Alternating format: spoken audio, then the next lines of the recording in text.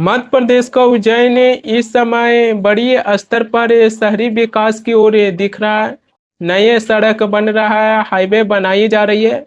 लेकिन क्या केवल ये नई सड़क और हाईवे जनता के लिए बनाया जा रहा है, या फिर मध्य प्रदेश की सरकार नई सड़क और हाईवे बनाकर उस पर अपनी लाभ लेना चाहते हैं? अखबार में बताया जा रहा है कि 13 दिसंबर 2023 को मोहन यादव मध्य प्रदेश के मुख्यमंत्री के रूप में शपथ लिए। मुख्यमंत्री बनते ही नई सड़क और हाईवे बनाने की घोषणा हुआ। इसी के बाद मोहन यादव, उनके परिवार और खास कर उनकी रियल एस्टेट कंपनी 168 एकड़ जमीनें खरीद लिए। मोहन यादव और उनकी रियल एस्टेट कंपनी 45 करोड़ रुपया में 137 प्लॉट खरीदे हैं। हालांकि इसमें से कुछ ऐसी जमीनों को बेचने की भी बातें निकलकर सामने आया है। इंडियन एक्सप्रेस की जांच पड़ताल में मुख्य रूप से दो सवाल उठता है। पहला, मोहन यादव और मोहन यादव के परिवार ज्यादातर उन इलाकों में जमीन खरीदे हैं जहां नई सड़क और हाईवे बनाई जा रही है। दूसरा, मोहन यादव मध्य प्रदेश के मुख्यमंत्री नहीं थे, तभी उनके परिवार के पास बड़ी मात्रा में जमीन था। लेकिन जैसे ही मोहन यादव मध्य प्रदेश के मुख्यमंत्री बनते हैं, तब उनके परिवार और मोहन यादव की रियल एस्टेट कंपनी जमीन खरीद की फुर्सत में काफी तेजी से बढ़ोतरी करते हैं। अब यहीं से सवालें उठाई जा रही है कि मोहन यादव मुख्यमंत्री के रूप में शपथ नहीं लिए थे तो उनके पास बड़ी मात्रा में जमीन था, लेकिन जैसे ही मुख्यमंत्री बन जाते हैं तब उनके परिवार और उनकी रियल एस्टेट कंपनी जमीन खरीद की फुर्सत में काफी तेजी से बढ़ोतरी करते हैं। कांग्रेस पार्टी अडानी अंबानी की तरह मध्य प्रदेश के मुख्यमंत्री मोहन यादव को भी निशाने पर लिए हैं। कांग्रेस पार्टी मोहन यादव के परिवार की एक लिस्ट जारी कर यह बताने के काम किए हैं कि मोहन यादव की किस परिवार के पास कितनी एकड़ जमीनें हैं। मोहन यादव के परिवार का जमीन घोटाला। मोहन यादव के पास 17 एकड़ जमीन है। उनकी पत्नी सीमा के पास 11 एकड़ जमीन है। बेटा वैभव के पास 17 एकड़ का जमीन है।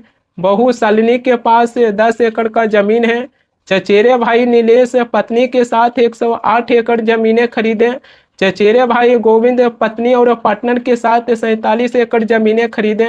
भाई नारायण 19 एकड़ जमीनें खरीदे। भाई नंदलाल 17 एकड़ जमीनें खरीदे।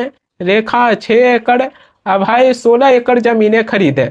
कांग्रेस पार्टी मध्य प्रदेश के मुख्यमंत्री मोहन यादव के परिवार की लिस्ट जारी कर यह बताने का काम किए हैं कि मोहन यादव की किस परिवार के पास कितनी एकड़ जमीनें हैं। कांग्रेस पार्टी के नेता जीतू पटवारी आरोप लगाए हैं कि मोहन यादव के परिवार और उनके रिश्तेदार के पास तकरीबन 245 प्लॉट में 335 एकड़ जमीनें हैं। कुल भूमि स्वामित्व की रिपोर्ट अनुसार परिवार और रिश्तेदारों के पास 245 प्लाट में 335 एकड़ जमीन है।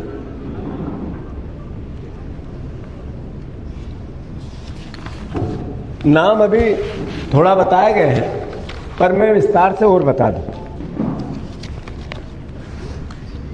नीलेश यादव 108 एकड़, गोविंद यादव 47 एकड़, मोहन यादव 17 एकड़, पुत्र वैभव यादव 17 एकड़, भाई नारायण यादव 19 एकड़, नंदलाल यादव 17 एकड़, बहन कलावती 17 एकड़, भतीजा अभय यादव 16 एकड़, पत्नी सीमा यादव 11 एकड़, पुत्र वधू शालिनी यादव 10 एकड़। जीतू पटवारी के बाद पवन खेरा कहें कि उज्जैन और अयोध्या से देश ही नहीं है बल्कि विदेशों की लोगों के भी आस्था जुड़ा हुआ है। यह राष्ट्रीय मामला नहीं है बल्कि यह अंतर्राष्ट्रीय मामला है। अयोध्या में 200 करोड़ रुपए की डकैती कर लिया गया, उसको लेकर भी जिक्र किए हैं। इस देश के एक बहुत बड़े राज्य के मुख्यमंत्री और उनके परिवार का जमीन घोटाला आपके सामने आया। हमारे साथी सहयोगी मध्य प्रदेश के कांग्रेस पार्टी के प्रदेश अध्यक्ष जीतू पटवारी जी ने, हमारे leader of opposition Umang Singhar जी ने कल भोपाल में इस प्रकरण में एक प्रेस वार्ता की थी। आज रात को जीतू भाई से मेरी बात हुई। मैंने कहा जीतू जी, ये मामला सिर्फ एक स्थानीय मामला नहीं,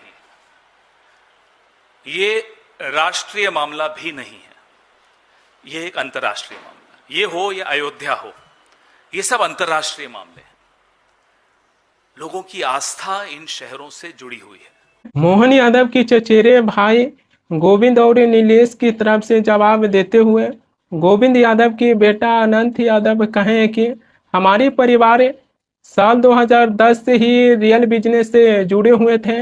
मेरे पिता 100 बीघा की प्रॉपर्टी डेवलप किए थे। तब हमारे चाचा के पास कई हाउसिंग प्रोजेक्ट थे। प्राइवेट लोगों के तौर पर प्राइवेट ज़मीनों को खरीदना, डेवलप करना और बेचना, इस पर हमारा पूरा हक है। इस कामों को क्या सिर्फ इसलिए बंद किया जा सकता है क्योंकि सीएम हमारे परिवार से मोहन यादव राज्य के मुख्यमंत्री हैं। गोविंद यादव के बेटा अनंत यादव ये बातें कहें। यहाँ से ये भी पता चलता है कि मोहन यादव और मोहन यादव के परिवार शुरू से जमीन को खरीदते थे और जमीन को बेचते थे, यानी कि जमीन को खरीदना और बेचना ये उनका अपना धंधा था। लेकिन अखबार में जो बताई जा रही है कि मोहन यादव मुख्यमंत्री बनते ही जहां भी सरकारी सड़क बनाने की घोषणा किए, हाईवे बनाने की घोषणा किए, वो वहीं पर वो मोहन यादव के परिवार और उनकी रियल एस्टेट कंपनी वो वहीं पर वो जाकर जमीनें क्यों खरीदें। इससे तो ये भी पता चलता है कि मोहन यादव मध्य प्रदेश के मुख्यमंत्री के रूप में शपथ लिए और उनकी परिवार बड़े पैमानों पर जमीन खरीदने में काफ़ी ज़्यादा ही जो बढ़ोतरी किए हैं। इससे आपको नहीं लगता है कि मोहन यादव मुख्यमंत्री बनते हुए उनके परिवार जमीन खरीदकर मुख्यमंत्री पद का गलत तरीके से दुरुपयोग किए हैं? मोहन यादव के ऊपर कांग्रेस पार्टी जमीन घोटाला करने के आरोप लगाए हैं, जबकि इंडिया गठबंधन की सहयोगी दल समाजवादी पार्टी और उत्तर प्रदेश के पूर्व मुख्यमंत्री अखिलेश यादव मोहन यादव के बचावे किए हैं। अखिलेश यादव कहे कि मोहन यादव के खिलाफ बीजेपी पार्टी साजिश रचे हैं। बीजेपी पार्टी 3 राज्य के मुख्यमंत्री को बदलना चाहते हैं। राजस्थान के मुख्यमंत्री भजनलाल शर्मा को भी उनको मुख्यमंत्री के पद से हटा देंगे। अखिलेश यादव कहें कि मोहन यादव के ऊपर साजिश रचकर उनको भी बीजेपी पार्टी मुख्यमंत्री पद से हटा देंगे। उत्तर प्रदेश के मुख्यमंत्री तो 300 एकड़ से लेकर 600 एकड़ जमीनें खरीदनी है। मोहन यादव जी को बदनाम करने के लिए ये बीजेपी ने साजिश की है, और अगर मोहन यादव पे ये आरोप है तो उत्तर प्रदेश के मुख्यमंत्री जी ने तो 300-600 एकड़ जमीन ली है। तो ये कौन सी नई बातें हैं?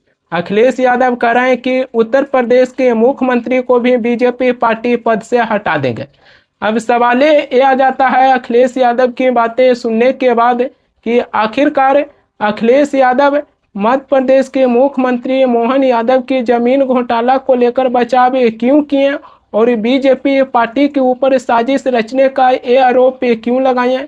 क्या उत्तर प्रदेश के 2027 विधानसभा चुनाव से पहले अखिलेश यादव को इस बातों का डर था कि अगर मोहन यादव की इस समय बचाव नहीं करेंगे तो उत्तर प्रदेश में खास कर यादव वोट बैंक खिसक सकते हैं? इसी के चलते तो क्या अखिलेश यादव मोहन यादव के बचाव तो नहीं किए हैं? खैर ये राजनीतिक है। विपक्ष से लेकर बीजेपी की राजनीति को समझना हर एक जनता के लिए संभव दिखाई नहीं देता है। जनता चुनाव के टाइम पर किसी भी पॉलिटिकल पार्टी या नेता के साथ खूब प्रचार करते हैं, दौड़कर बूथ पर वोट भी देकर आते हैं, लेकिन उस पॉलिटिकल पार्टी और उस नेता की राजनीति को समझना सबकी बस की बातें नहीं है।